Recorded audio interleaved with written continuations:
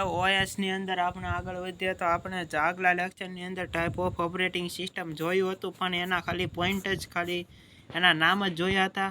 આજે આપણે એક એક પોઈન્ટને ડિટેલની અંદર આપણે લર્ન કરવાના છીએ, તો તમે જોડાયેલા રહો અને સમજતા રહો.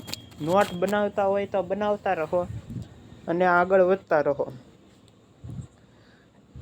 હા, कुछ करे बिना नैया पार नहीं होती, कोशिश करने वालों की कभी हार नहीं होती.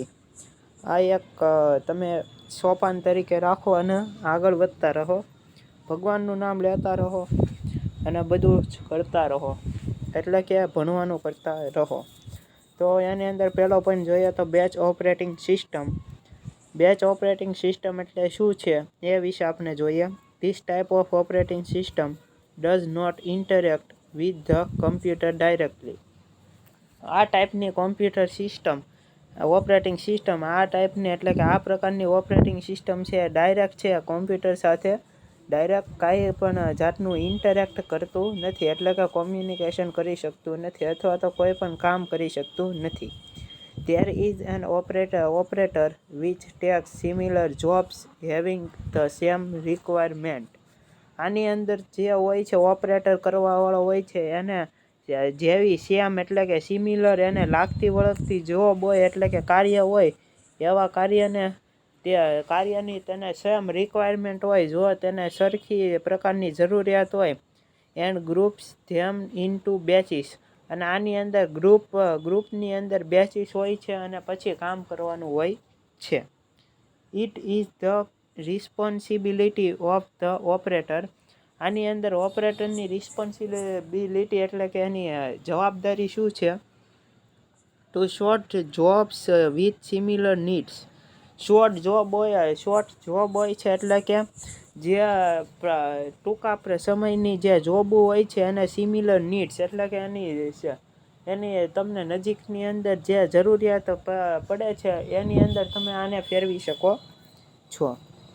આપણે એક ડાયાગ્રામ દ્વારા આને બહુ જ સારી રીતે સમજી શકીએ તો આની અંદર ઓપરેટિંગ સિસ્ટમ છે એ પહેલાં જોબ 1 છે, જોબ 2 છે, જોબ n સુધી આપણે જવાનું છે.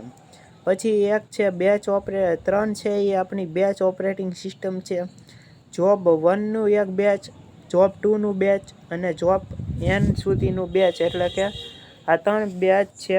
વચ્ચે ઓપરેટિંગ સિસ્ટમ છે આ બધું કામ કરે છે, એને બેચની અંદર ડિવાઈડ કરે છે અને પછી સીપીયુને તે સોંપે છે. ફર્સ્ટ કમ ફર્સ્ટ સર્વ એ પ્રકારનો નિયમ છે આની અંદર લાગુ પાડવામાં આવે છે. અને સીપીયુ છે એ વારાફરતી એક પ્રોસેસ પૂરી થાય પછી બીજી પ્રોસેસ લે છે, બીજી પ્રોસેસ પૂરી થાય પછી તે ત્રીજી પ્રોસેસ લે છે. એવી રીતે એક સિક્વન્સ વાઇઝ કામ છે કરવામાં આવે છે આની અંદર. બેચ ઓપરેટિંગ સિસ્ટમ એની અંદર આપણે જોઈએ તો advantages of batch operating system. તો એડવાન્ટેજમાં કહી શકીએ તો multiple user can share the batch system. Multiple user છે એ બેચ સિસ્ટમને શું કરી શકે છે? શેર કરી શકે છે.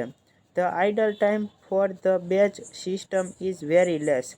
આની અંદર આઇડલ ટાઈમ એટલે કે આપણે નકામું બેસવાનો સમય હોય છે એ ખૂબ જ ઓછો હોય છે, અથવા તો સીપીયુનો છે વધુ સમય માટે આઇડલ રહેતું નથી. It is easy to manage. અને આપણે સરળતાથી મેનેજ કરી શકીએ છીએ. લાર્જ વર્ક એટલે કે જે મોટા કામ હોય છે, આપણા જે મોટા ટાસ્ક હોય છે, repeatedly in batch system. Repeatedly એટલે કે આપણે વારાફરતી તેને બેચ ઓપરેટિંગ સિસ્ટમની અંદર કરી શકીએ છીએ.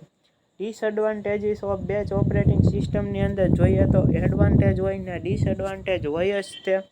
તો એની અંદર જોઈએ તો the computer operator should be well know with batch system. Computer operator હોય છે એને વધારેમાં સારો આઈડિયા હોય છે એ બેચ ઓપરેટિંગ સિસ્ટમનો હોતો નથી આની અંદર, અથવા તો તે ઇન્ટરેક્ટ કરી શકતો નથી એક વખત પ્રોસેસ છે એક્ઝિક્યુશન મોડની અંદર ચડી જાય પછી. Batch systems are hard to debug. આને ડીબગ કરવું છે એ ખૂબ જ ડિફિકલ્ટ કાર્ય છે. એટલે કે આપણે લાઇન બાય લાઇન ચેક કરવું પડે છે આની અંદર કે આપણો કોડ કેવી રીતે ચાલે છે અથવા તો કયું કામ કેવી રીતે થાય છે. It is sometimes costly. આ ઘણા સમયે આપણને ખૂબ મોંઘું પડે છે. આપણને મોંઘી રીતે આપણને હાસિલ થાય છે.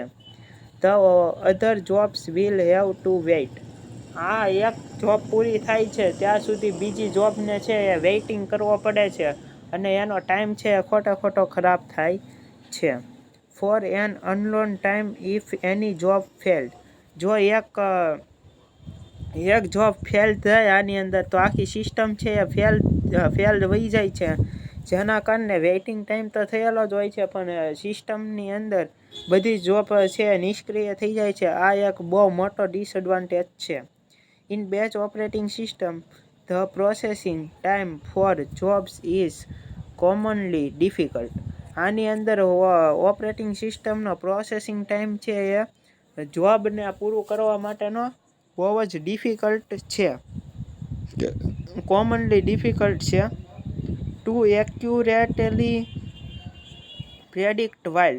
આની અંદર એક્યુરેટ રીતે predict while there are in the queue. એક લાઇનની અંદર બધા હોય છે, આપણી એક જે સિસ્ટમ હોય છે તો આપણા જે ટાસ્ક હોય છે એક લાઇનની અંદર એક હરોળની અંદર ગોઠવાયેલા હોય છે. એક પૂરી થાય પછી આપણે બીજાને લઈએ છીએ ત્યાં સુધી બીજી સિસ્ટમ હોય છે એને વેઇટ કરવો પડે છે અને એનો ટાઈમ છે ખરાબ થઈ જાય છે. ખરાબ એટલે કે સમય છે વેસ્ટ જાય છે. It is difficult to accurately.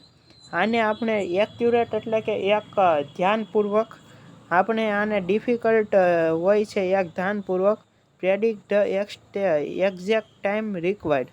આની અંદર આપણને જેટલો ટાઈમ રિક્વાયર્ડ હોય છે એક્ઝેક્ટ ટાઈમની અંદર જે કામ થવું જોઈએ હોય છે એ ખૂબ જ મુશ્કેલ છે અથવા તો એક્યુરેટ રીતે થતું નથી.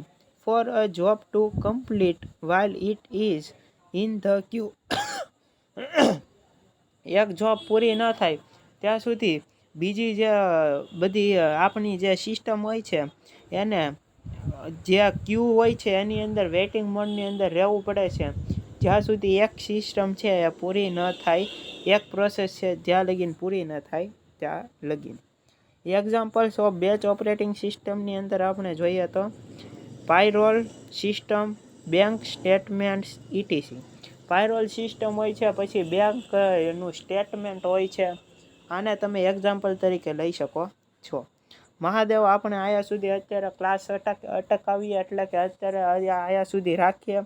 આગલા લેક્ચરની અંદર મલ્ટી પ્રોગ્રામિંગ ઓપરેટિંગ સિસ્ટમને એક્સપ્લોર કરીશું, વધુ શીખીશું, વધુ જાણીશું અને વધુ સમજીશું. તો મહાદેવ, આયા સુધી રાખીએ.